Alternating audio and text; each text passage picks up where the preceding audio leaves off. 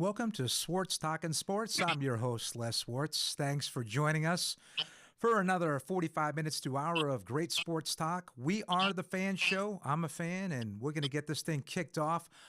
Usually when I bring on a guest, I like to talk him up a little bit, talk about his accomplishments, but we have an opening reel that Tony's going to run, our producer, and I think it's going to be pretty good. And then I'll bring on our first guest and our only guest of the evening, and let's take a look at this reel right now, and we'll let you know. It's amazing. Seventh time. It'll never be done again. Crazy. And think about what you do, what the dream, what's possible. You can do stuff that'll never be done again. It's amazing. It's amazing. It's amazing. And live in that space. You'll never hear it. Live in that space of each other.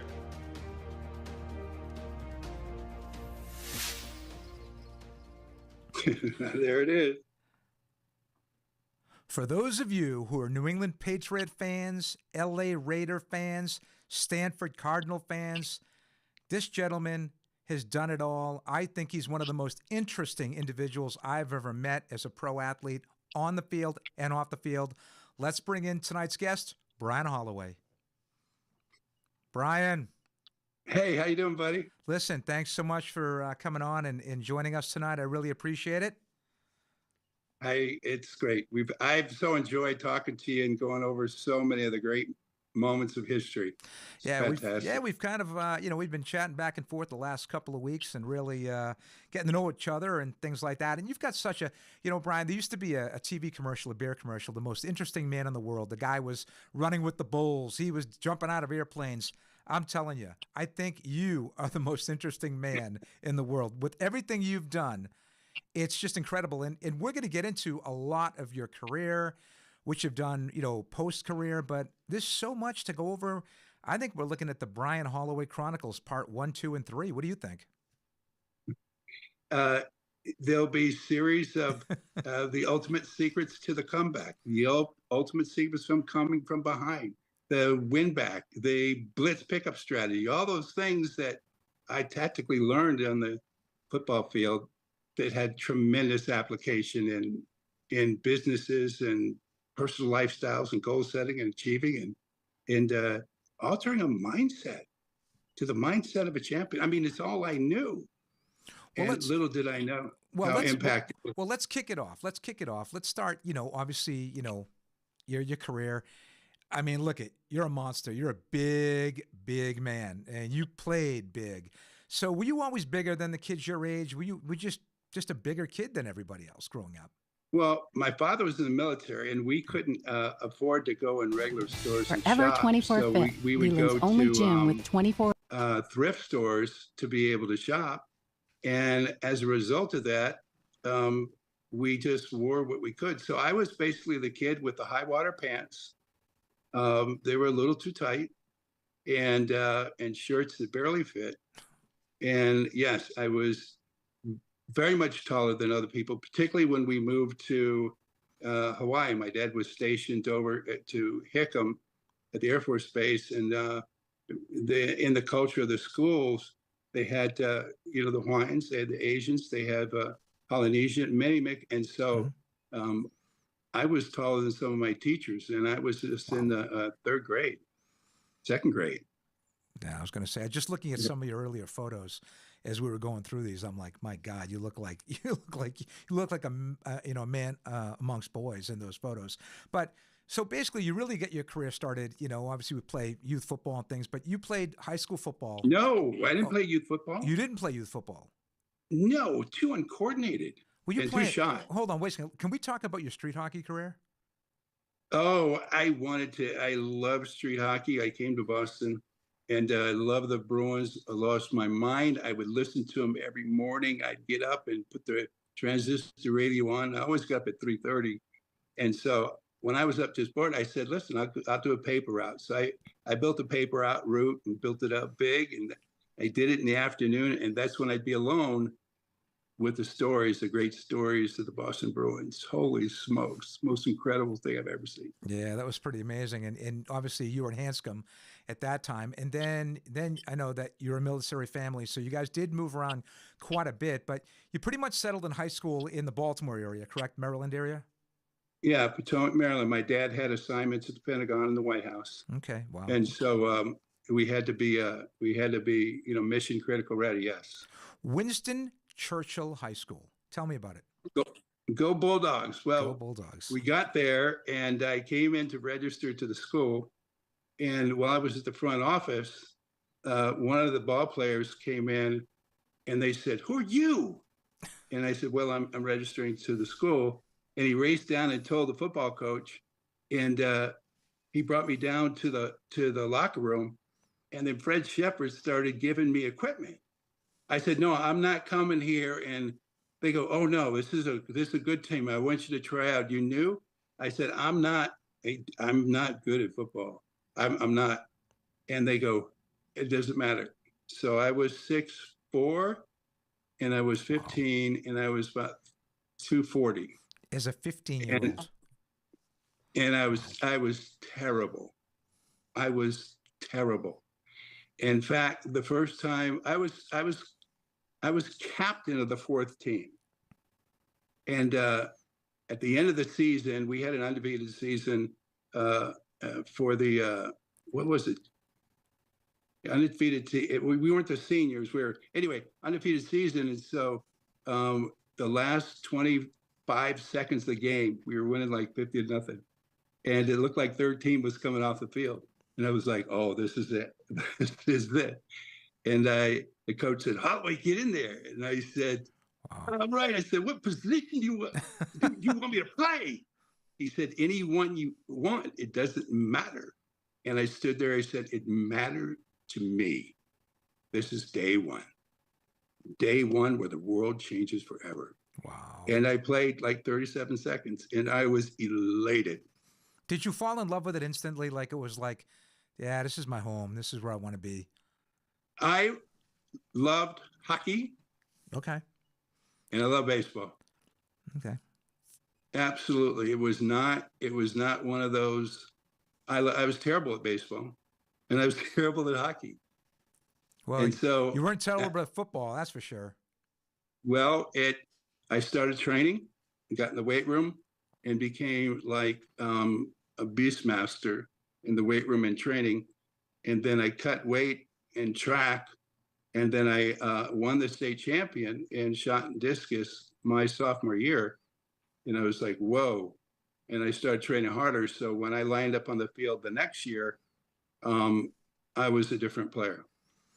Well, you know, something very interesting in going back and in having our conversations is that we did a show on best sports movies. And in the football section of the show, it came down to Denzel Washington in, with T.C. Williams. Remember the Titans, yeah, against Brian Song. Ultimately, Brian Song actually defeated Remember the Titans, but you played against T.C. Williams and Coach Herman Boone.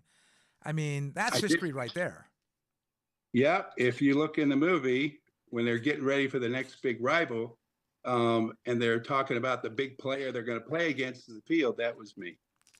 Wow, that is something. So it was shocking for us. He was the Virginia state champions, and we were the Maryland state champions. So when we came together, this scrimmage was like it was a real game. Like it was real game, but they had speed. Whoa. Okay. Tremendous speed. We lost because they had speed burners. How long did he coach for? Herman Boone, did he soon retire after that, or did he coach into the 80s? I'm not sure. I want to say he probably coached close to 30 years. Wow. Okay. I mean. Yeah. And he was asked to coach. He wouldn't leave. Wow. He was passionate about building young men. Incredible. Of great character. I just think it's great that you actually played against T.C. Williams High School, which is, and it's a movie. Denzel Washington was tremendous in that movie, and what a great cast that was. But so you win a state championship at Churchill. Yes. Okay, so you win a state championship. Now you're starting to get looked at. I know we talked about it. You were getting how many letters a day? Were you getting? Initially I was getting about 10 letters a day, because I was getting pretty good grades in school, and I could do track as well. So there was a football and track, but by time going into my senior year, I was getting probably 50 letters a day would not be out of the. I was recruited by every D1, D2, D3, and every Ivy League school. Wow, that's amazing. And yeah, I didn't know what to do with it either. I was embarrassed, and I was timid and shy, and I just everything I was feeling, anxiousness and nervousness, I poured it out in the weight room. If you were getting recruited in 2024, do you know how much money that would parlay into with an NIL deal? Oh my God. Oh my God. Oh yeah, that's lunch money, bro. That's I could get 2 pizzas with extra cheese and get the extra pepperoni too with that sweet sauce. Unbelievable. Yeah. I mean, it's just incredible how things have changed in athletics, especially college athletics over the year. Now, you ultimately ended up at Stanford, and we'll talk about that. But what other schools? I know you were allowed 5 visits. What were the other schools that you gave a serious consideration to, and where did you go for your visits? And why ultimately did you choose Stanford? I was in love with Michigan and Bo Schembechler. Okay. And I was like, there's no way I can get recruited by them. And then SC was way out of the picture. My dad was a USC graduate. In fact, as a teacher in USC, he was one of O.J. Simpson's professors. And so that was a big thing. And then UCLA was a big pull because we'd spent time in Southern California. And Maryland wasn't interested. Really? They thought I was too lanky and uncoordinated. Was Jerry Claiborne, was that Jerry Claiborne's team when he was coaching in Maryland in the mid-'70s? Yeah, there's some coaches that, they don't believe a ball player could be over 6'4". And people on the West Coast, they find 6'6" people that can run in athletics. So it took a while for that to come to the East Coast and to the South. I mean, Bear Bryant was just shocked when he was playing USC because he'd never seen big men that could run like that. Yeah, he got run out of the building 42-21 that year. Yep, and but dear teammate Sam Cunningham, Sam the Bam, changed the arc of college football forever, and dear friend of mine. And when he was being inducted to the Patriots Hall of Fame, he came up to me and I've been kissed by 3 men: my father, General Colin Powell, and Sam. Wow. He gave me a kiss around the forehead. He said, "You came in here with such courage and confidence and commitment, and the training you did, it changed everything. And I knew it would change this locker room." And it needed to change at that time. Yeah, I was going to say, we'll talk about obviously your rookie year with the Pats and the 2-14 team. The people in New England, we used to suffer with some really, really morbid teams there in the late '70s, early '80s. But so you looked at Michigan, and what ultimately got you to Stanford? Was it Bill Walsh? Was it the school, the academics? What was it? Bro, I went out there to the SC game. It was the Rose Bowl, and then Michigan was there too. So I had both coaches that were recruiting me. And I was sitting there and they had 50-yard line seats, the best seats in the house. My dad was there and I'd been with SC all week long. We saw the new release of a movie that no one had seen before, Rocky, and everybody was losing their mind. And next to us on the 50-yard line were 2 coaches, Bill Walsh and George Seifert. Oh, wow. Okay. A deliberate, tactical move. And he recruited me right there. Wow. In the stadium. And I said, I really don't know about football, because I was a possible candidate for training to be an Olympian. In track and field. Yeah. Mm-hmm. And so I won the state champions 3 years in a row. I went to the Nationals. And then I had a shot. Then some kid, the record was 71 feet and I was throwing 61, 62, and you could hit a big one. His final throw his senior year was 81 feet. I could have broke his knuckles. But Walsh said this: we just want you as a scholar. Wow. You can play football, you could play track, or you'll get an academic scholarship. Stanford wants you. And I was like, that was the close right there. Okay, so you go to Stanford, right? And you're going to play for Bill Walsh, who maybe hadn't got the genius moniker at that point yet. I know he coached under Paul Brown with the Bengals. He had that revolutionary offense, the West Coast offense that he really developed there. But he soon left for the pros in the San Francisco 49ers. What did he tell you when you were recruited at Stanford? What did Bill Walsh tell you?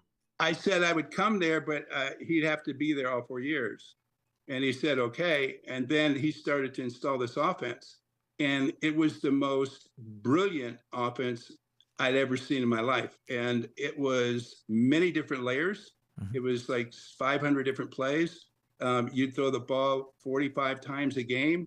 You would never run a ball just straight through a hole. There was 60% of plays were misdirection.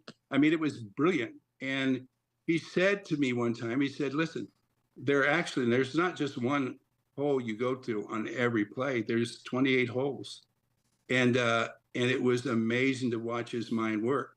So he would sit there and have quarterback do misdirections. The quarterback would move and drop to a certain place, and that would change the arc of where the ball could go. And he says, look, watch this. If the quarterback goes here, he could be staring right at a defensive player and throw the ball right at him. And at 2.2 seconds, he won't be there anymore, but his receiver will. And one of the great masters of that part of Walsh is Brady.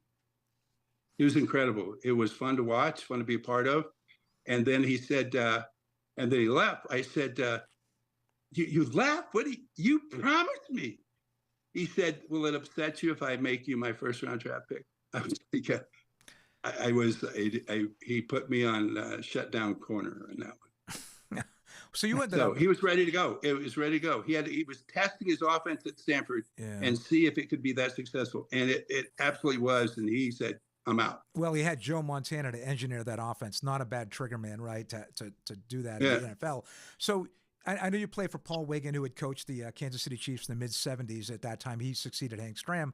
But you have a succession of quarterbacks. You've got Turk Schoner, Guy Benjamin, Steve Dills, who later played with Minnesota Vikings. And that blonde-headed kid. But then you get this kid who's got kind of a cannon kind of arm. He's got a pretty good arm, right? Why don't you talk a little bit about John Elway and what kind of an arm he really did have? So they put his room next to mine because you want to have the blind side tackle and all the quarterbacks be very close. And so it needs to be a deep personal relationship. And the more you build that, the more the quarterback will have trust in his blind side, and the more the left tackle will go and get even bigger, stronger, better, and be able to, because the left tackle will have some reads the quarterback can't see. Because on every play, I got to look at 5 different players. And so it's the only position on the field where you've got to look at 5 players and complex reads. And that's why they put their best defensive rusher over that side, and they had blitz over that side. So, and I let him know, look, you're going to be fine. You're going to be fine. I've got you. And so he had a great deal of confidence, tremendous scrambler. Mm-hmm. And I told him in the huddle one time, I said, listen, we're going to create plays called the scramble play. You're going to call scramble play in the huddle. That way we know we're going to need to block our guy 3 or 4 times. Okay. And he could throw the ball 100 yards down the field. So he could run really backwards. Could he really chuck it 100 yards? By far, one of the greatest velocity. He's blew ball players' fingers off their hand. And so they would come in from practice, and they thought a mysterious illness was going around because all the receivers had this, but it had an X on, from the point of the ball. It was the nose of the football. Wow. Yeah. Incredible. Yeah, absolutely. He had to learn to throw the high arc ball because he said, why would I do that when I could just throw, straight? But because you've got to learn to throw the ball to the deep receivers, and it's got to come up over the top. You can't just throw a strike in there. Well, I was going to say he definitely developed touch, over time at Stanford and obviously with the Of Denver course. Broncos. But so you guys are pretty successful. You went to a few bowl games. I know you beat my LSU Tigers in the Sun Bowl. I'm still weeping about that one. But now you're getting ready for the draft. Smashed them. I know you did. I know you smashed 75% of the stadium was LSU. them. I know. And they came We in travel there well. and they- We travel well. I got my helmet right here, right? The I most would've loyal, brought- diehard, powerful fans in the business, by far. Brian, if you supplied me with a Stanford helmet, it would be sitting right next to me along with your Holloway jersey, number 67. I'm just saying that for future shows. But so you're getting ready for the draft. I know it's different now than it is now. Obviously now it's all about the combine. It's all about the pro days and things like that. Were you getting contacted by teams at the end of your senior year? Were you being interviewed by teams? I don't even know if there was a combine in 1980 or 81. Was there? Oh, it was constant. It wasn't just like I probably had 15 different flights. I had to travel. I couldn't, there was no way I could go to class during the spring semester. So, when I flew out and we had one teeny combine, but we have a bunch of them. Howie is my roommate. He was go, oh, Howie Long. Howie Long. Yeah. He was like, do you think I could make? I said, no, you'll be fine. No, but you got to understand, I come from Villanova and all that stuff. I said, bro, you're going to just work your best. Well, I want to learn every tip. I said, stop talking. Okay, stop it. It's just work out. I was going to say, now we talked a little bit about, because Howie Long's build, he had that, you said like the long torso, shorter legs, like a pyramid, and great leverage he had to his game. The ball players that have short-legged and long upper bodies are brilliant on the inside. It's like trying to block a pyramid. You can't knock them off their feet, and they're very athletic, and they have different moves. So you have to study and prepare for them differently than the ball players that are balance waisted or the high waisted speed off the corner. Now, did you have any inclination at all that you would be picked by the Patriots? I know Bill Walsh said he'd pick you in the first round, but were the Patriots reaching out to you? And when you were at Stanford, what pro teams were your favorite pro teams? Who did you really fall in love with as a pro and say, man, it would be John great Madden was Raiders. very close to me. Okay. He absolutely wanted me. He asked me, would I be interested in playing? I said, of course. And so he was over there probably at least a half a dozen times, which is quite a lot personally. So I thought that I had a shot at going there. And then the Steelers had level interest in me. And then I was called by Walsh, the seventh pick of the draft. And he had me and Ronnie on the line. And he said, Brian, I really want you. We really want Ronnie. And he says, we're going to get one of you. And the general manager came on and said, Ronnie, are we going to have any problem signing you? Because if we do, then we're going to take Brian, which was clever. And so they picked him. Ronnie said no. And so my line went dead. And then the next team that called was Baltimore. And then I thought they were going to draft me. In those days, you just had to phone. You just had to wait. And then Kansas City called and said, yeah, we're going to draft you, and did with the media. And ladies and gentlemen, Brian Holloway from Stanford University, 6'7", was just, hold on, there's a trade, hold on. And so my line went dead there. And so ultimately, I think that the Patriots traded up to get me. So they wanted the West Coast offense. And also I was a big weightlifter, and they didn't have weightlifting back then. Right. So none of the players got big and trained like really hard. I mean, Hannah he did, but they didn't even have a weightlifting setup at the stadium. I know that's the old Schaefer or Sullivan Stadium in Foxborough. Yeah. Not the greatest place to watch a game. I just want to tell you, Brian, those aluminum seats, a little crazy. But before we get to the Patriots, in your career with the Pats, getting drafted, we do have some questions out there. So I'm going to have Tony ask a few from our viewers out there. And again, everyone is out there. We got Brian for a little bit here. So ask away. And if you're a first-time subscriber, please hit that subscribe button. We love to get comments from you and, let us know that you're out there. So, Tony, let's go with question number 1 for Brian Holloway. Sure thing, Les. So Kevin Campbell asks, Brian, I'm interested to know how you went from Pro Bowl to Wall Street. Wow. Well, I sat there and they saw what I was doing on the field, but they also heard it was being communicated in a much different way through the interviews. And so companies asked me coming in and says, could you help us? And I said, I know about football. I don't know what you're doing here. And there were several merger acquisitions. Says, I want you to come in and talk to our people. And then I says, well, why don't I see if I fix something? You could do that? I says, I don't know. And then I sat there and they said, well, go. You take a month to do it. It's an off season. And then I said, it won't take that long. And after a week, I came back with 30 pages of notes. And he said, how did you do this? I go, you don't have a blitz pickup strategy. You don't have a comeback strategy. Mm-hmm. You don't have team meetings every week. You don't have anyone posting up the results. I handed out a game ball. And that turned into 30 years and 15 million miles of building companies. From Steve Jobs had me there for 15 years. I built many companies. It was a surprise to me. And it only slowed during COVID for a minute. And then it really picked up. And I've got to say, and great question, Kev. But, so many guys are identified as being pro athletes when they're on the field. And you have really done it both ways. You had a great pro career, successful 3-time Pro Bowler, successive seasons with the Pats, finished up your career with the Raiders, and we'll get into that too. But just, what you've done off the field too. So you've been incredibly identified as just a tremendous person after you played. And a lot of times athletes don't make that transition, Brian, for whatever reason.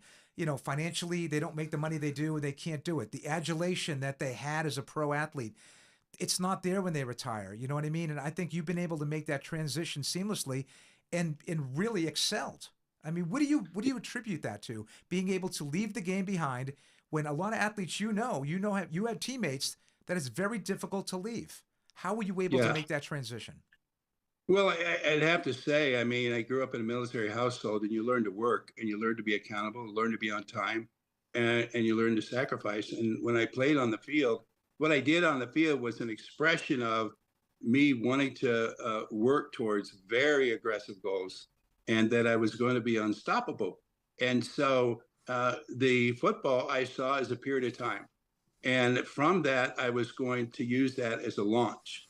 And because of that, I was committed to getting out in the community. I used it and expanded. You have an easy bandwidth reach. So I thought it was just incredible. So you're building clients and customers all the time. And so I knew, because I didn't know how long it was going to play. Mm-hmm. I mean, I was like an Iron Man. And I told the Sullivans, I said, do not draft another tackle backup, because they will never play. And I played every snap, 7,000 snaps, until I was injured, and I was badly injured. But 26 operations, and I still lined up and played. So one missed game from your rookie year till 1986. That's it. That's incredible for a position that taxes you. I mean, collisions every single play. Yeah, you have to have you have to get off the field right away after practice, and you got to ice down in rehab. And then you have to take the nutrients that you need. Tom Brady was a master of this. Oh, God. And then for the big men, you have to sit there, and you go home, you better be off your feet, and you better be eating nutritiously, and you better be watching 3 hours of game film a night, every night. So when I lined up and played against a ball player, I've watched over 1,000 plays that year preparing for that game. So your brain can start seeing stuff that your eyes can't see, if that makes any sense. No, it does. And we're going to talk about some of the incredible HOF Hall of Fame players that you went up against, but we have more questions. So Casey, thanks for that one. What else we got, Tony? All right, sure. So from Barry Smith, he asks, did your Air Force dad mold your leadership skills? I think it's my dad and my mom. And because they both worked hard, they both were very committed to, you need to study, you need to read, you need to do your homework, you need to be successful, you need to improve. And when they saw me take on after practice, after school, I took on this paper route because, I wanted, we didn't have any money, I mean, I'd eat 2 meals a day. Like, I was hungry. And so I said, I'm going to go out and make some money. And then I started learning different ways to make my tips go up. And so I did a morning paper route because I always got up at 3 in the morning. So I said, let's go do something. And then listen to the Bruins. And then in the afternoon, I'd have another paper route. So I had a high level of I'm not going to just sit there. I'm going to shake and bake. I'm going to make something happen. I'm going to do something. Yeah, every day. Thanks for the question, Barry. Yeah, that was a good one. And we have any more for Brian, Tony? Yeah, we have a few more, Les. A few more. Okay, let's roll them. All right, so Kevin Campbell asks, and it's a little off topic of football, but he says, Brian, I've seen your family's connection to 1600 Pennsylvania Avenue. Can you speak about this? Sure. Let's do it. Let's do it a little bit here with this one, Brian, because when you're going to come back, and you are going to come back, I want you to speak really exclusively about this, but just a quick, answer to Kevin on this one. Well, if you saw the movie, The Butler, my grandfather was in there. My grandfather was part of the cabinet of 5 different presidents. That's incredible. And my other grandfather helped build out the United Negro College Fund. It was part of Kennedy's cabinet. And my father, we would just go in and out of the White House our whole childhood. And he didn't even have, he didn't need clearance. He'd walk up, they go, "Yo, Cap, how you doing, bud? How you doing?" So, our family's been deeply involved in some of the important growths and movements in this country. But it's just what we did, if that makes any sense. Yeah, because it was natural to you. I'm listening to you talk about this, and I'm like, oh yeah, sure. You go in and out of the White House, like I go in and out of the. I was going to say library. Joni knows I don't go to the library. In and out of Burger King or something, but that's incredible.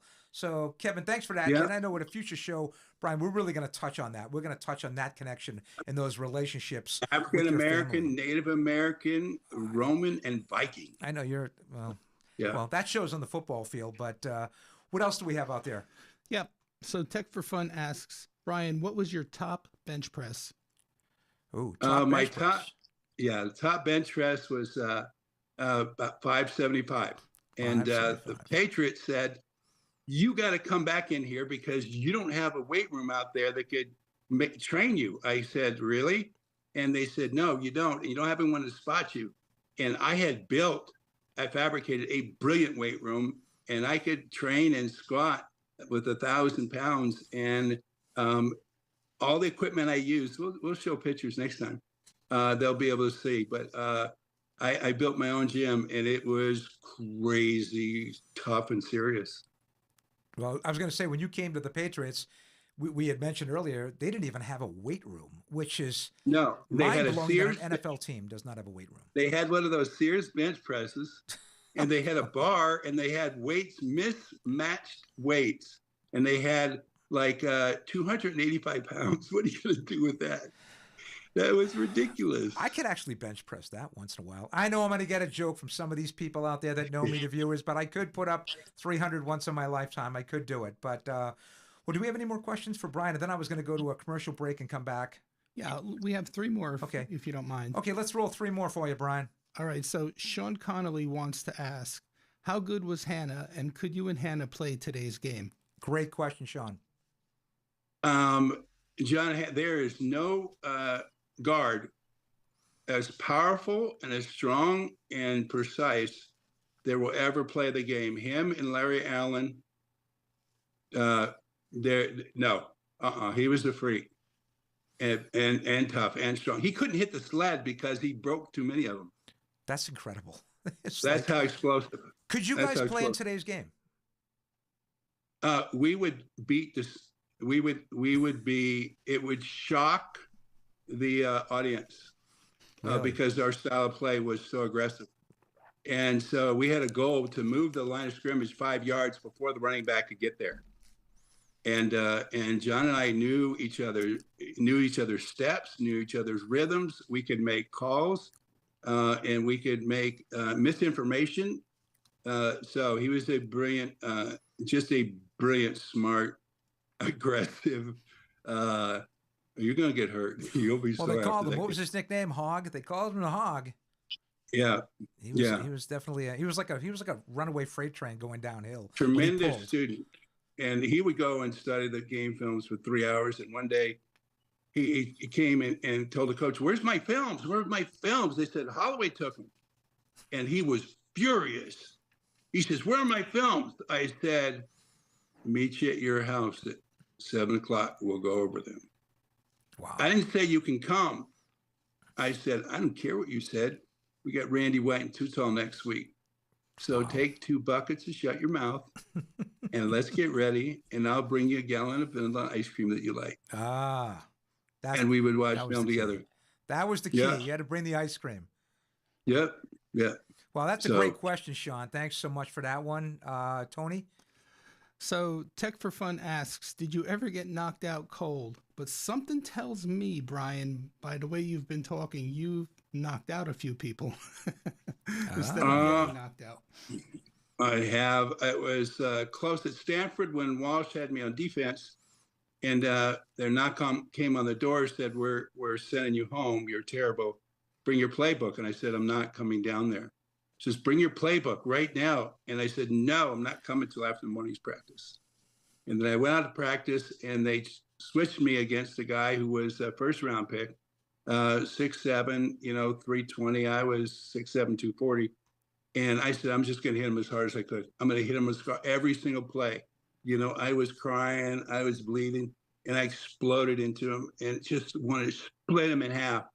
And then all of a sudden, I was like, "I can't see. I can't see. He's knocked my eyes out. He knocked my eyes out." And they picked me up and turned my helmet around. And I got pounded badly. And that's when Coach Wallace stopped practice and walked me off the field and said, "Brian, how do you think you did?" I said, "Coach, I gave it my best, but not very good. I was certain I was going home."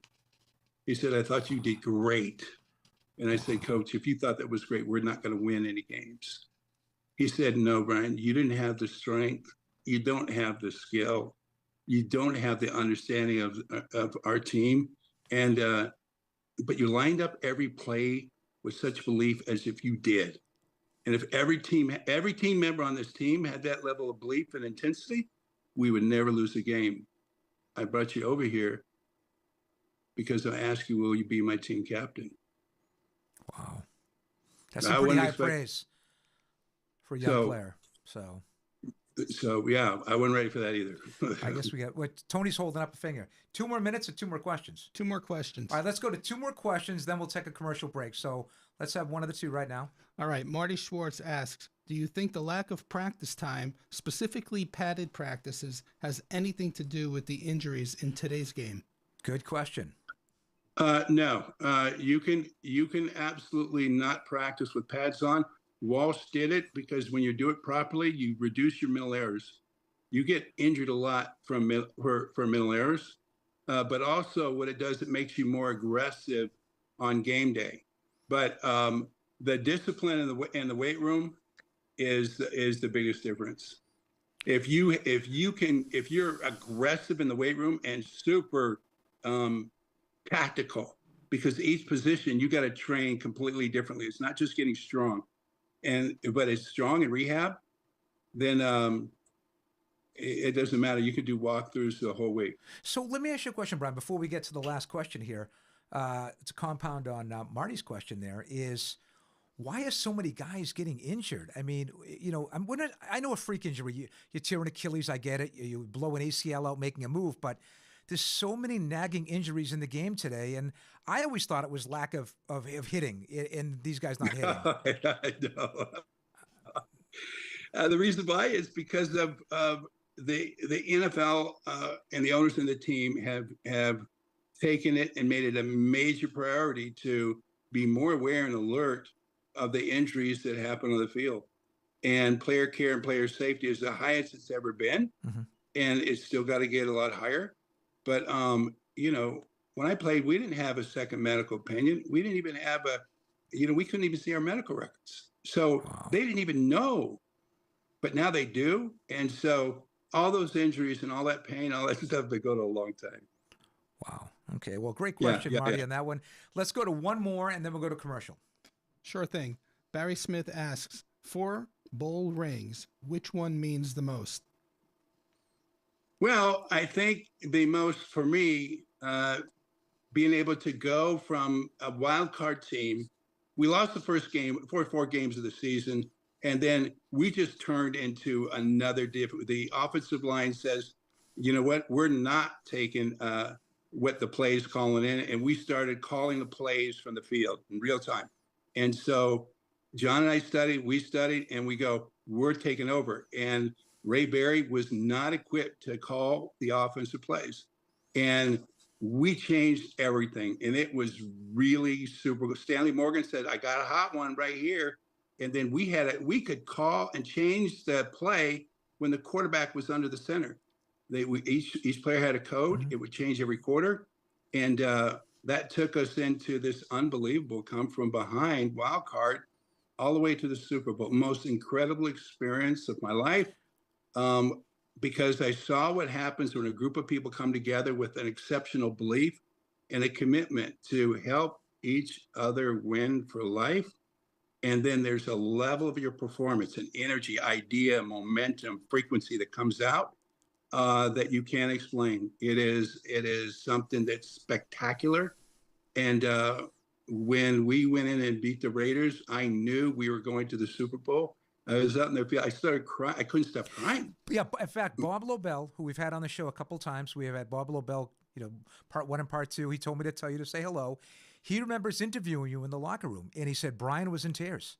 Brian was absolutely so emotionally spent that it was one of the most memorable interviews I've ever given, and that was from Bob last week.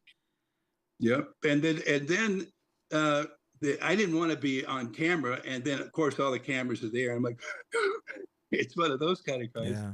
And they says, well, you're going in to play the Dolphins next week. What are your thoughts about that? Because we had lost 3 weeks before, and I said, we're going to take them apart brick by brick.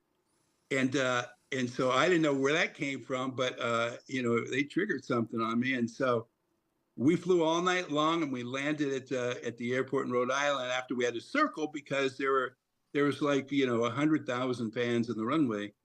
And when they opened the door, there was 50,000 fans screaming, brick by brick. It was crazy. I remember that. It was exciting. And it was you guys amazing. actually did. You beat up the Dolphins 31-14. And that's Dan Marino still to this day talks about that game. They wanted to beat the Bears a second time. And we had Jim McMahon on the show, and he wanted to play the Dolphins, but you guys spoiled that party. But we'll probably have some more questions, Brian, but I want to go to commercial break. And Sure. And we'll pick up a little bit more. Maybe we'll bring in the book after the commercial break. We'll bring in Benny. So we'll be right back with Brian Holloway and Benny the book after this. Jim's Pawn and Gun Shop, located at 4212 Oleander Drive, Wilmington's #1 firearms dealer. Sporting a large inventory, including all brands of handguns and long guns, a full stock of accessories, and all types of ammunition. Jim's Pawn and Gun Shop has it all, including the best customer service in the area.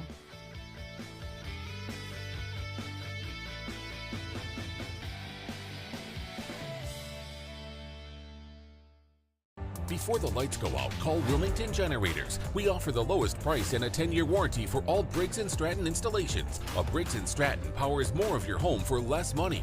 Call for a free quote. Wilmington Generators. We play with power. Welcome back to Swartz Talkin Sports. I'm Les Swartz. We are rolling tonight. We've got our special guest, Brian Holloway, former New England Patriot and Los Angeles Raider, and so much more. And now joining us, we've dropped him in with his UCLA jersey. I don't know. I think Brian's going to have something to say about that. We got Benny the Book. What do you think about that UCLA jersey, Brian? I love UCLA. Tremendous athletes, tremendous energy, tremendous college. But we just smacked them down. As well as we came through. We came through with a storm. Now, I'd say that because that's one of the greatest Stanford teams of all time. And UCLA was far better athletically than we were.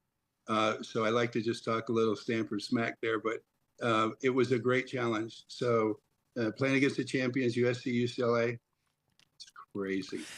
Now, I just wanted to touch real quick. So obviously, the highlight of your pro career as far as the ascension is obviously playing in Super Bowl. I think it was Super Bowl 20 against the Bears. Sure. And we did have Jim McMahon on. And Sure. In all fairness, we asked Jim, I said, what were you expecting in that game? He goes, well, the Patriots had played us tough early. We beat them 20-7, but it was a close game. And he goes, we were just clicking on such a level at that point that we wanted the Dolphins because we wanted retribution because they had beaten us that year, and he didn't play in that game. Obviously, a difficult time. The offense really couldn't move. My question really is centered on, this question is on Tony Eason. And I don't want to throw Tony Eason under the bus at all. Bro, let me get you right here. I'm going to get you right. Okay. Ray Barry came back and changed the plays. He said, we're going to run. We were leading the league in rushing. We could hold the ball 48 minutes a game, 50 minutes. And the strategy was just run the ball, boring, and not let them get on the field. We've had teams that year where the offense was only field 11 minutes. I mean, they could go back and keep their jerseys for next week because they didn't even play. And then he said his strategy was to go and throw the ball 50 times against the Bears. And that makes no one sense. Well, it absolutely. And so there was a problem with that. And I told the guys, I said, we're changing the plays. We aren't running those plays. And they're like, this is the Super Bowl. No, we're running. And I said, no, we're not. We're not running those plays because mathematically, no one had figured out the algorithm. No one had figured out. And then Tony Easton, one of the things we also did was a big goof, is that that was back in the day, we should have been carrying our own water with us. And so he happened to get some water in his, and you don't ever eat off room service. You just don't do it. You're going to tell me Tony Easton was sick during the game? It's not even sick. It's an old thing. I mean, it came from back in Lombardi days, and Woody Hayes, he just X-Lax. Wow. X-Lax. Well, that's why teams travel with their own water. Well, let me ask you this question. Absolutely. So let me ask you this, though. And we all know it was a 46-10 game. We get that. But you want to talk about some what-ifs early in that game, Brian. And I'm not going to say it would have changed things, but Lynn Dawson on the second play of the game tears his knee on a pass that's overthrown. Now, people forget Stanley Morgan, normally so sure-handed, on a crossing pattern, has the ball right at the 5-yard line. He catches that. He waltzes into the end zone, and you guys are up 7-0. You settle for the field goal, and then the 46 defense just took over. I mean, how difficult was it to block those guys? I mean, Richard Dent, he won the MVP that game. I mean, how difficult was it? Yeah, well, they got him for, 4 or 5 sacks, but and he's like, I said, bro, you got one on me, G. That's all you got. But it was set up so that you were going to create. You're either going to have Singletary free, or you're going to have Dent free, and they moved all over the place. And again, mathematically, if you have not, no one had cracked that algorithm. No one had cracked that. So they literally, it was something that was unblockable. And the person that made that happen was Mike Singletary, because he would line up in a position that was way out of balance. But he was so quick, he can go anywhere. So you never knew where he was coming. Mm-hmm. So they call it a 4-level read, meaning you think it's going to be this, but it's this. But you think it's going to be this, and then you see it's this, but it's not that, it's this. It's not that, it's this. So sometimes 2 seconds into the play, you still don't know you're going to block. Wow. And it was that brilliant. Mm-hmm. And Mike Singletary was the brilliant leader that would throw everyone off. And he knew it because all you had to do was get the ball behind him. It's an instant touchdown. And so it was baiting. And you just couldn't see, it created an illusion. You just didn't want to, the only way to play that is run the ball at it. Now, you played and blocked against some of the most historic defensive ends or edge rushers in football. In fact, on Benny's Mount Rushmore of New York athletes, Benny, who's your football player on Mount Rushmore? Besides 56? Well, that's who I'm talking about. Benny, who's your boy with the Giants? Big number 56, LT, man. Changed the game. Yeah, he came out there. He played out there in the end, and no one had ever played. No linebacker had been played out there against the tackles. He was so big, so fast, and so strong, and he changed the position for the left tackle, and he changed the entire game. And he was given the freedom to make up his own plays, to go get the ball. Even it created a vacancy in the defense. So it was an unusual time. He was a full day's work, and then Leroy Selman was incredible. The Ugly Twins from New York, Gastineau and Klecko. What did you call them? The Ugly Twins. The Ugly Twins. Yeah, I love it. And then Mecklenburg was great coming off the corner. How about Fred Dean? How about Fred Dean, who's very underrated? Tremendous. Fred Dean. Whoa. Fred Dean is up there above Richard Dent. Wow. I mean, he was explosive. Wow. He was not used the same way. So he was good. Howie Long was good. And Too Tall good. Harvey Martin good. Joe Green good. I mean, it was all bad on Sunday. All bad for them. Oh, for them. Because they lined up against the Heat. They left against the Heat. And they brought some heat. Okay, so when you were playing, and obviously having those successive Pro Bowl seasons, who were some other offensive tackles that you looked at that were like, some of your peers that were like really good, that you really respected their game? There's only one. Who's that? The one who we were competing against each other since high school. I know the guy. Anthony the USC Munoz. Guy. Anthony Munoz. Anthony Munoz. Yeah, and I just chased him, and he was he was out front my entire career. And because of him, I got even better. Because we'd study each other. And so all the great players did. And so like in the Pro Bowl, all the ball players got there and they wanted to meet up, and you were obliged to give a player that asked 2 of your secrets. So when you go home, you went home with 12 different secrets. It was incredible, the stuff that I learned. So let me ask you a question. So you're playing with the Patriots. Now, you also were the NFL rep, the team rep for the NFLPA, correct, with the Patriots? Yeah, I wasn't planning on it, but Gene Upsaw said, well, if you discovered that stuff in the collective bargaining agreement, you're going to be the vice president of the league. So I wasn't quite ready for that. Do you think that's kind of, I know they had the players' strike in '87. Was that kind of what do you think pushed you out of New England to the Raiders? Well, we knew at some point when you take that position, it's going to be, So they told the leaders there, the leader says, you understand, do you have your next career plan? Do you have your succession strategy in? And I had a full scholarship at Harvard Business School. And they said you only have to come 1 year to get a degree, because they saw what I did with the collective bargaining agreement, and they knew it was historic.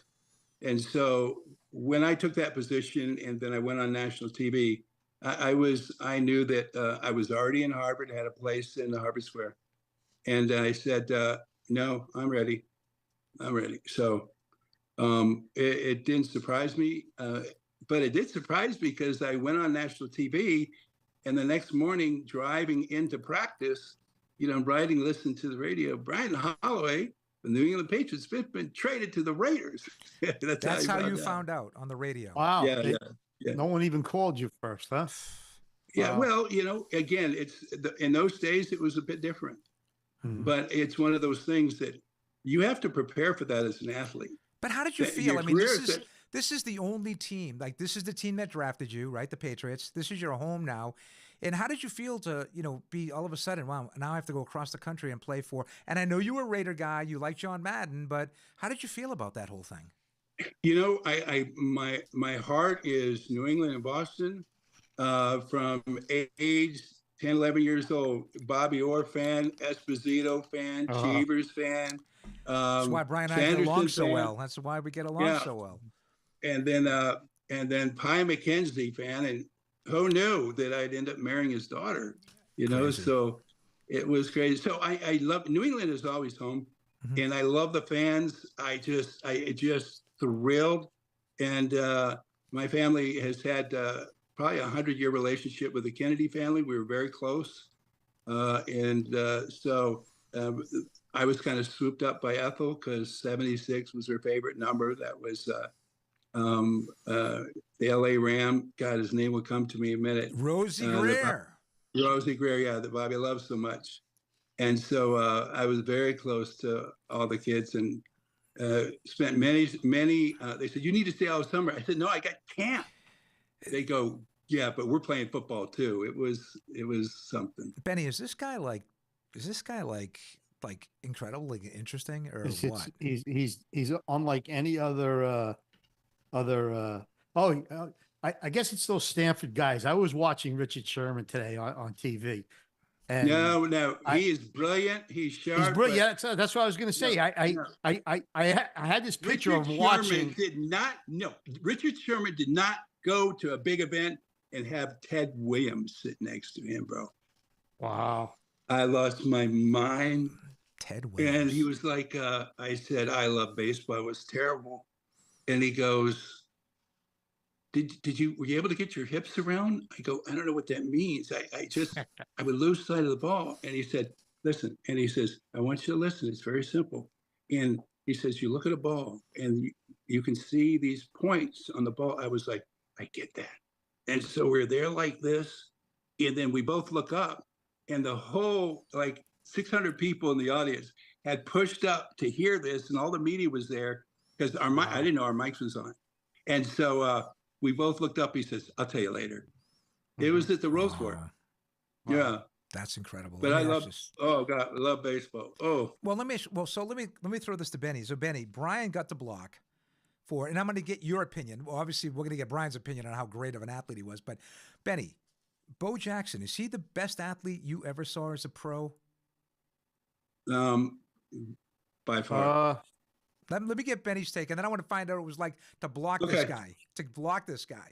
I think he had a combination of everything: speed, strength, agility. He was just, I would say he's probably the best athlete. I mean, there's other guys that play other sports, but he had it all. I mean, he could play any kind of game. Brian, was he the best pure running back you ever blocked for? By far. When you have, he came there and the coach says, well, we need to get you in shape. He goes, I'm always in shape. I put the pads on, I'm in shape. And the offensive guy over there says, look, you didn't even study your plays. I said, I score touchdowns. I'm Bo Jackson. Can they block? They can block. Score touchdowns. And when Marcus Allen turned around, this is all pro Marcus Allen, Hall of Famer. Right. Turns around and hands the ball to Bo and says, I'll block for you. It was one of the most iconic moments in sports. Wow. And everybody on the team was like, what just happened? Wow. And the whole team was really geeked. It was exciting. I was going to say, did you play with Greg Townsend? Or Greg Townsend played with me, yeah. He did? Okay, I was going to say, I know. I think Lyle Alzado had already left. 3 Mile Lyle had left, but Howie was still plugging along with the Raiders. Howie was absolute fantastic. Cedric Hardman took him under his wing and taught him a bunch of the big moves on the inside and how to use his body. And Howie has studied like just an incredible, tremendous intensity, tremendous work ethic. I mean, I remember Cedric Hardman with the 49ers in the 70s. Mm-hmm. In fact, I share with you guys both know now, I have got Cedric Hardman's helmet at the house with the Oakland Invaders when he was a player coach in the USFL, which leads me to Brian. Whoa. Well, we got a guy here who's running for president.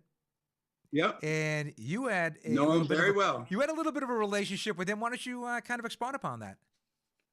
So it was going into, in fact, I think it was the 85 season, maybe the 86, I'm not sure. And I got a call and it was Donald Trump, and he had Flutie and he had Herschel Walker, and he needed a big blindside tackle.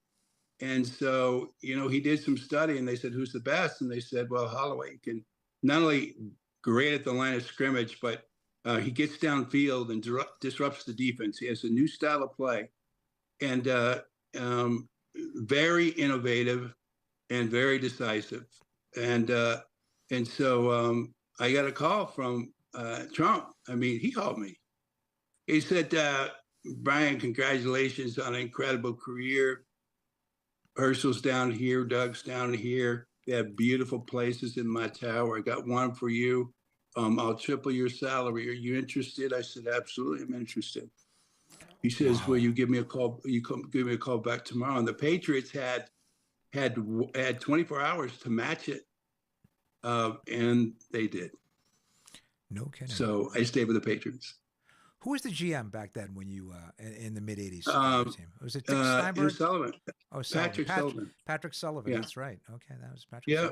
Sullivan. And the next time I would see Donald Trump is the week before 9/11 at the U.S. Open. We sat together and just visited and talked. And I had gotten to know his children, and so him and I were like, we're going to do something. We're going to do something. We're going to do something. We're going to do something. Wow. So, yeah. So you kind of straddle the fence in a way, right? So you've got relationships with, not to get political at all, and we're not going to, but you've got relationships with Democrats, with Republicans, with everybody, pretty much. Yeah, champions. Champions. Champions. Well, you're on Swartz Talkin Sports right now, so you're with Benny and I, so you're doing okay. Have to be able to communicate and get other people to do what you think is right. Yeah, so, and you keep studying excellence. So Larry Bird and I said, look, we played our whole career. We didn't get a chance to spend time because we both wanted to come to watch each other practice. Mm-hmm. And I said, look, I'm coming down there. I don't care. And so he gave me the code to get in the back door. And he says, okay, you got to knock like that. You got to have a 12 Snickers bars, the big ones. And you got to have a cold 6-pack of Pepsi. So the door goes open. This guy, wait. And I showed him this stuff. He goes, okay, come on in, because it was the code. And so I was sitting up there and I was watching practice and I was just like watching it. And then KC said, listen, you guys aren't practicing hard. Someone's got to make this half-court shot and we'll call out practice. So the ball, everyone walked off and then Bird stayed on there and he was like, shoot the shot. What do you shoot? You need to shoot. And Bird says, how do you want it? I said, what do you mean? How do you want it? Circle in the rim, off the top, bounce off the front end. How do you want it? He says, strip the back of the net. And so he shot the ball, ripped it, bro. I was like, wow. And everybody sounds like one of those in. commercials of Michael Jordan. Off the back, off the stand. No, McDonald's. Hold on. That's where they got the commercial from. Oh, okay. McDonald's, yeah. Yep. And so familiar. I couldn't even move. I was sitting there. And then he came back out after everyone left.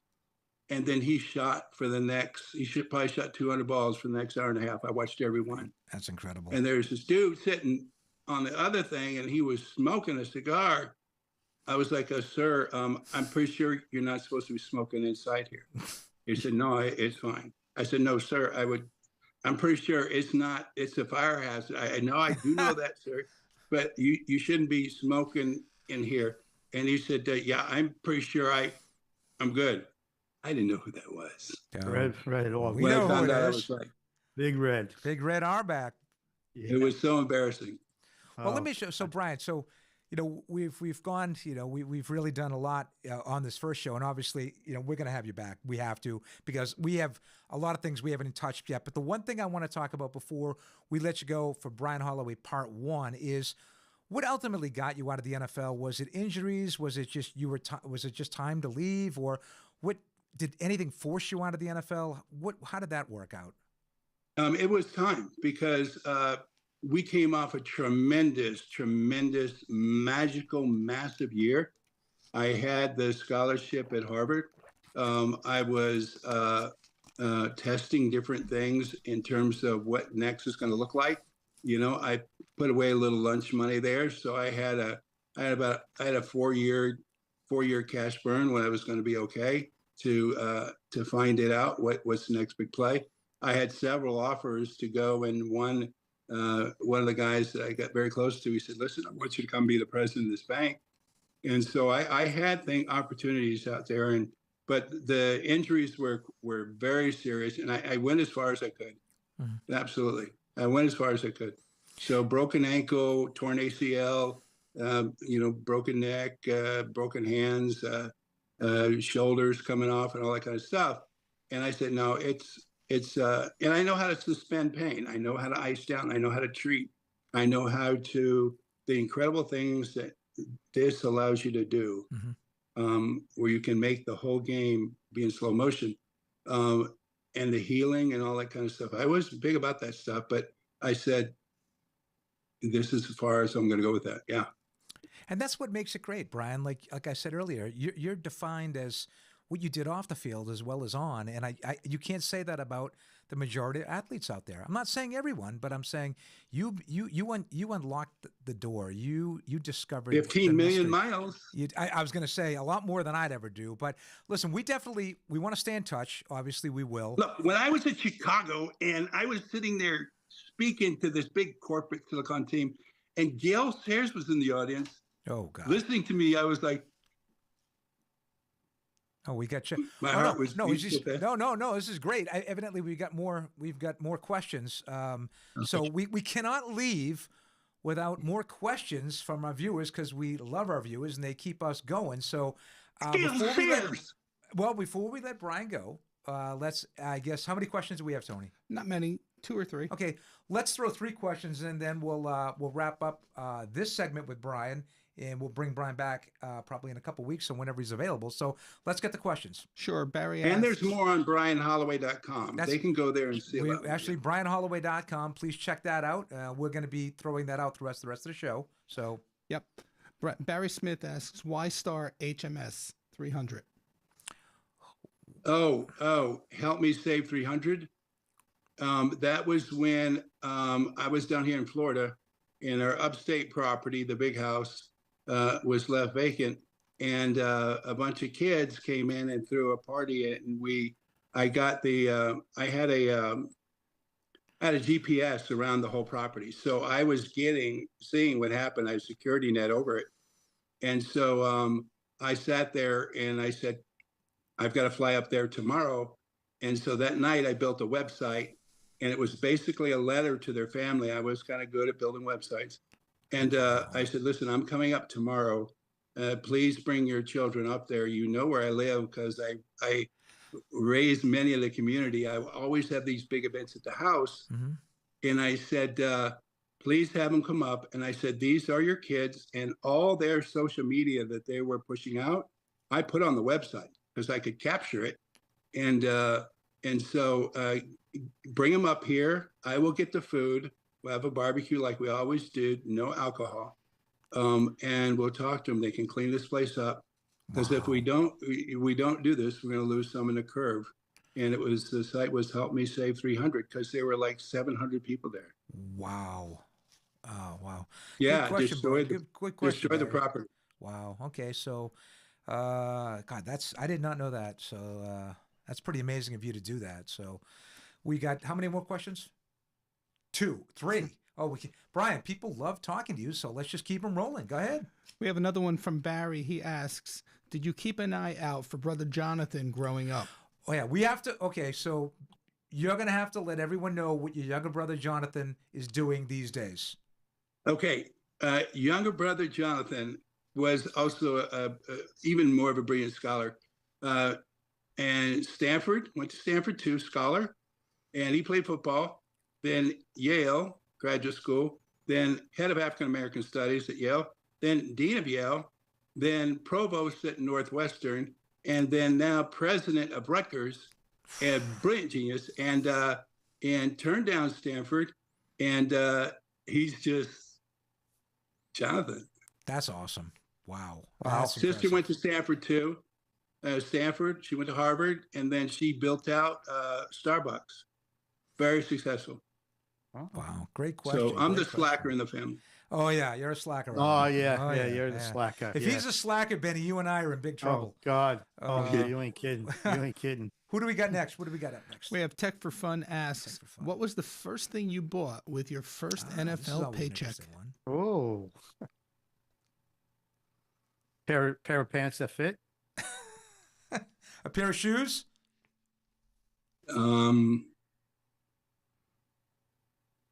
My father was now home from the war. And we had one of those TVs you had to stick the little toothpicks behind. We didn't have enough money to buy a color TV. Oh, wow. And I bought him the biggest TV there was at the time. Wow. And then when I was little, my dad would go off to war, and we were doing Christmas stuff at the mall. Of course, I had 75 cents, and there were pearls, and I wanted to get them for my mom. And I said, and they says, you don't have, but you can, these are $5. And so I was able to, Mom gave me some money to buy the pearls. I said, Mom, one day I'm going to get you the real ones. Wow. They won't be fake. And so I went down to Barmakian Brothers. I remember the Boston. jewelers. Sure. And I bought the most expensive pearl necklace to give to my mother. Oh, that's awesome. That's super nice. What a man. What a man. Yeah, I was going to say, I would have thought, oh, I got myself a sports car. I got myself a Porsche. Not that you could fit in one of those things, but Nah, that's he's too awesome. smart for that. That's too awesome. smart for that. Yeah, that's awesome. Now, when they were invited to one of the galas at the White House, my mother wore the pearls. Oh, that's awesome. Which ones do you think she wore? Okay, I would say she wore the fake ones. Yeah, I would Yes, too. of course.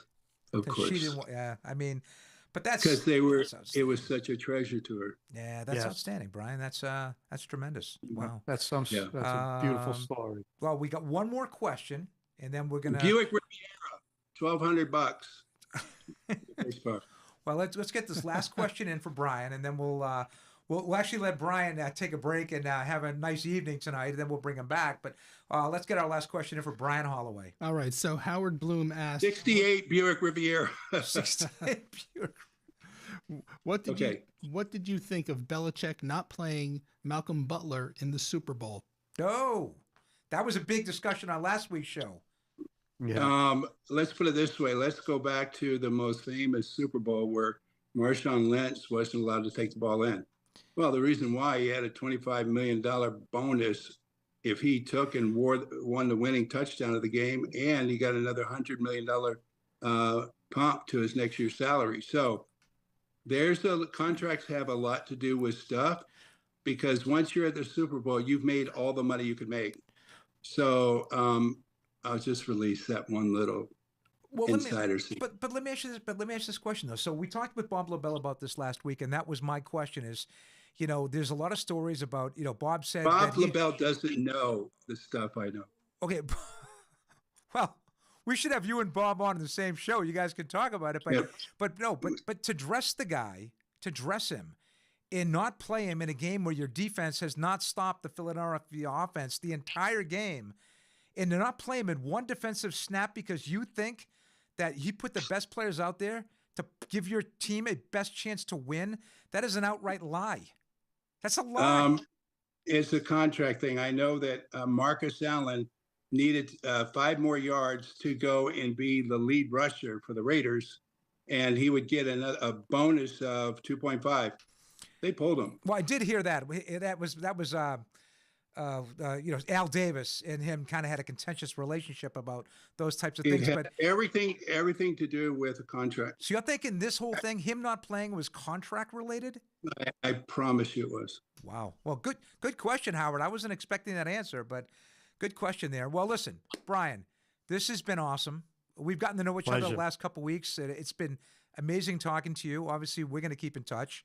And we've got like Brian Holloway Part 2. We've got Brian Holloway Part 3. There's so much more to go over, which we will. So And the Tom Brady chip he has on his wrist. we're gonna. Okay. All right. Well, we're gonna listen. You're gonna tease. There's a lot. We're gonna do. There's a lot there, so we're gonna definitely tease future episodes. But I want you before you leave. I don't need a breakdown, but I just want you to pick who wins the AFC Championship and who wins the NFC Championship. And let's see when we come back if Benny agrees. So go ahead. That might change tomorrow. Well, give me your pick now.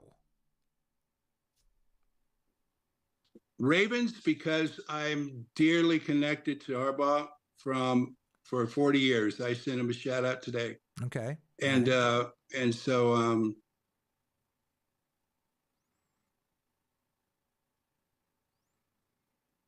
49ers. I think that I'd love to see the Lions win it. I think it would be a great story, you know, just to have Detroit in the Super Bowl where they've never been. But bro, let me get you there. All the teams share revenue.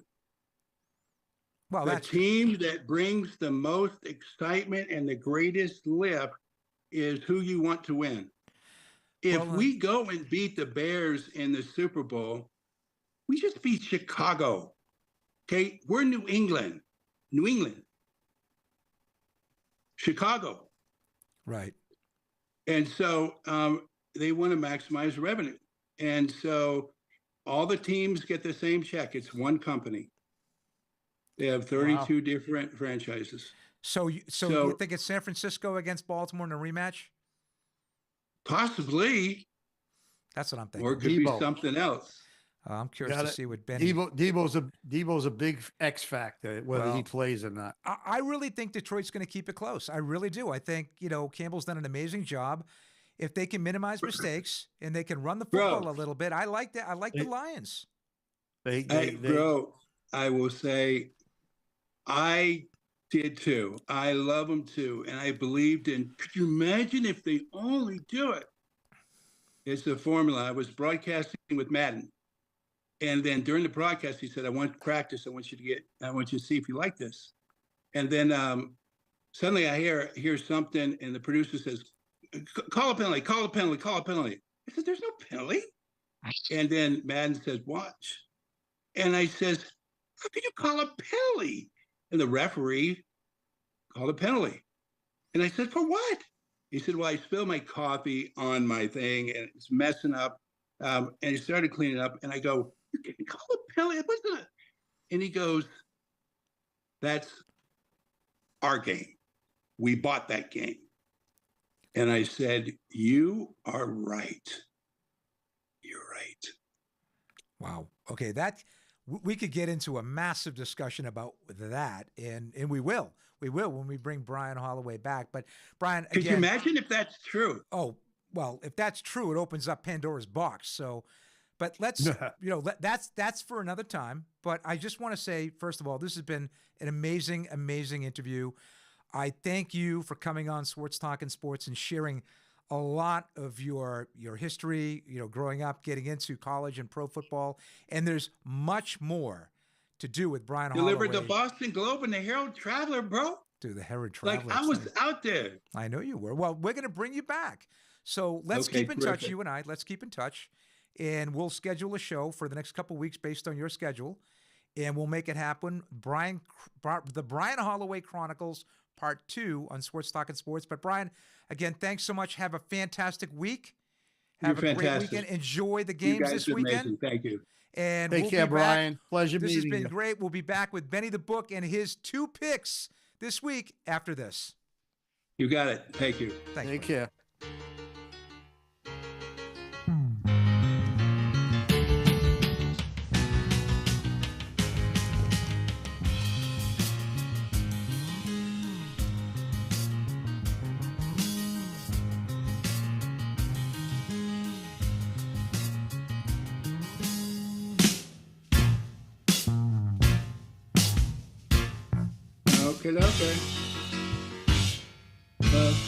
Choker.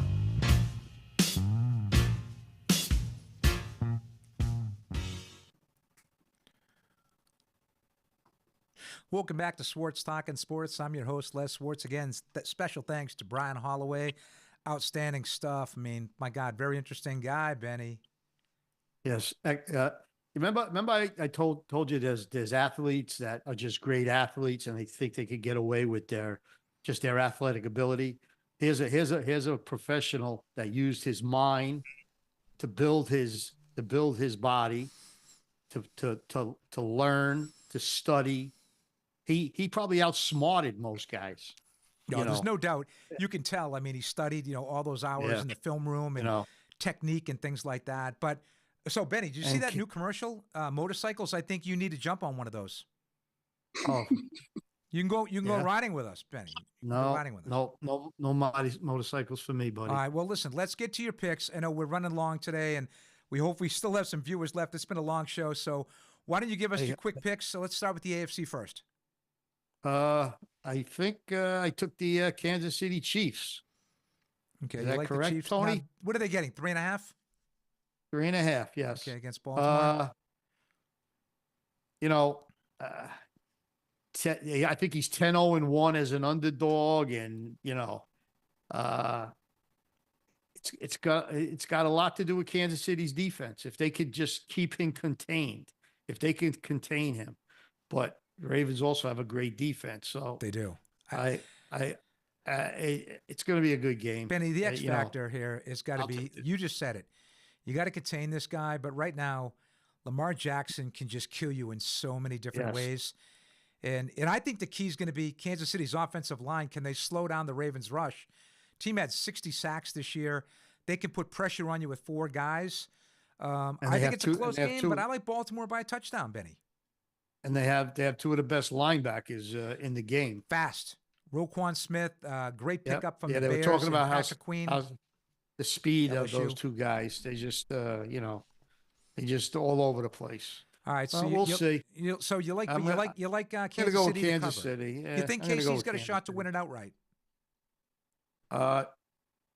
Yes. If KC beats Baltimore, I think that the winner of this game is the Super Bowl team that's going to win the Super Bowl. I agree 100%. All right, let's go to the NFC game, and the Niners were in a toughie last week. I mean, Green Bay battled them all the way to the very end.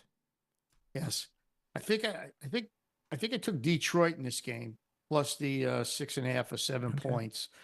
But this has a lot to do with if Debo, if he doesn't play, it's a totally different game. Yeah. I think the Lions could win if Debo doesn't play. If he does play, I think San Francisco is going to beat him bad. I really do. See, I got to tell you, I really love what the Lions have done. They run the football. Gibbs. It's a great story. Well, it's a great story with Detroit, but you look at the combination of Gibbs and Montgomery in the backfield. You've got a guy who's a scat guy, a speed guy, and then you change your pace back with Montgomery. Goff hasn't made many mistakes, and I'll tell you, Sam Laporte is a stud. Yeah, but see, they signed Zach Ertz. He's gonna be suited up. They did.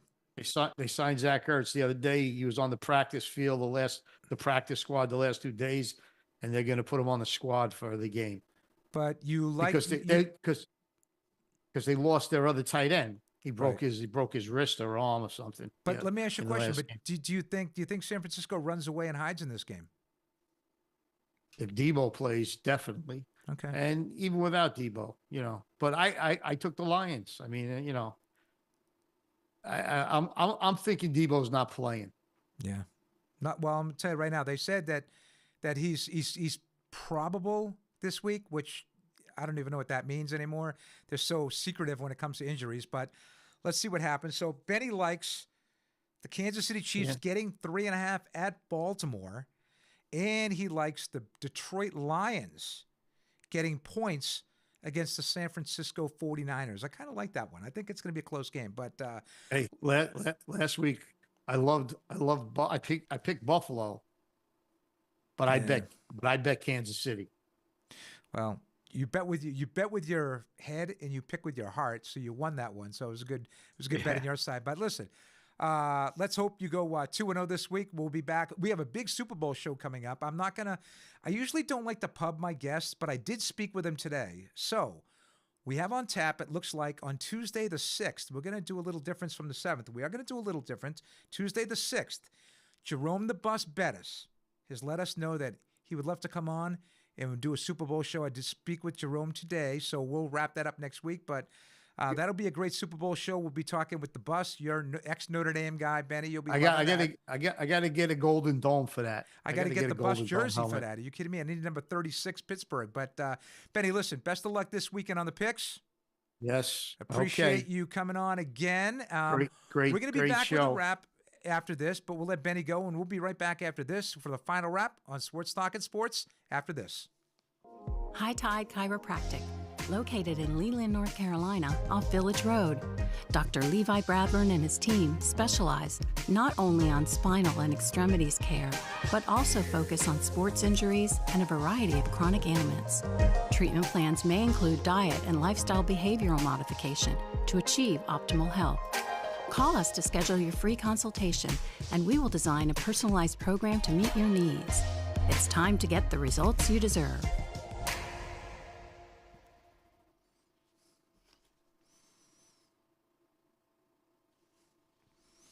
Welcome back, everybody. I'm Les Swartz, and this is Swartz Talkin Sports.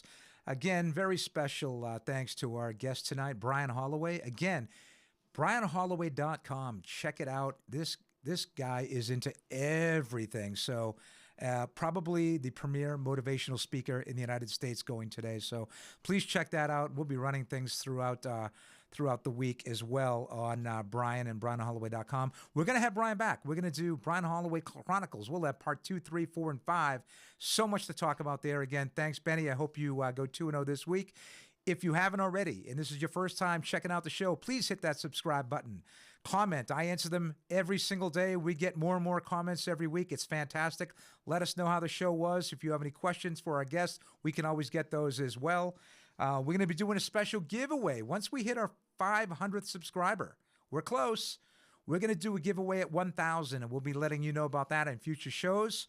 Again, special thanks to Brian, Benny, obviously my producer, Tony the Tiger Smeraldi. A special shout out to Joni, my amazing chat girl. She's on the mend, doing better every day, and we hope to have her back very, very soon. You can always catch us on Spotify and Google Podcasts. But for the entire Swartz Talkin Sports team, we'll see you next week. Good night, everybody.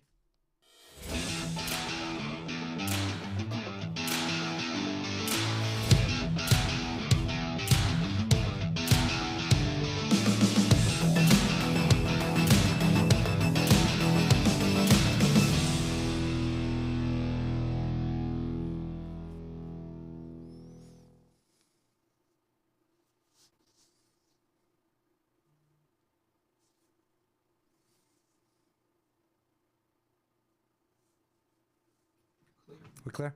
Are those guys still on?